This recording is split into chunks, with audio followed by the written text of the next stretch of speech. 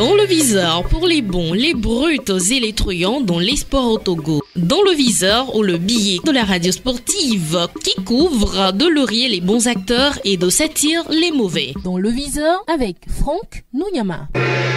Un public chic pour un match qui va servir peut-être de déclic. 0 but partout, c'était quelque peu difficile de croire avant le coup d'envoi à ce pronostic. Mais avec un public qui a atteint ce mardi 21 novembre 2023 à Kégué le Pic, les éperviers ont fait un match épique. Il n'y a pas eu de but, c'est le seul hic. De diagnostic en diagnostic, Paolo Duarte a semblé peu à peu trouver peut-être la potion magique qui lui permet de réaliser des matchs loin de toute critique. Il est presque normal d'être dithyrambique parce que les éperviers ont été face aux lions de la Teranga presque magique. Être patriotique au sortir de ces genres de prestations des éperviers vient tout naturellement. Ce match contre le Sénégal pourrait être le déclic. Ce nul vierge contre les champions d'Afrique est unique. Même avec un public prêt à soutenir la tunique jaune, tout le monde allait vers cet affrontement entre rapaces et félins, la peur au ventre. Mais sur le terrain, Djenda Konam et les siens n'ont pas été amnésiques. Ils ont réussi un match symbolique contre les carnassiers qui veulent toujours sur le continent dominer le terrain footballistique. Mais c'était sans compter la révolte des éperviers qui en ont marre d'aligner les contre-performances. De l'identique, il y en a eu, comme dans le match contre le Cap-Vert, lors de la dernière journée des qualifications de la prochaine CAN en Côte d'Ivoire. Menés 2-0, les éperviers font preuve d'orgueil, de volonté, de détermination pour enfin bomber le torse et finalement gagner 3-2. Même s'ils n'ont pas été menés dans le match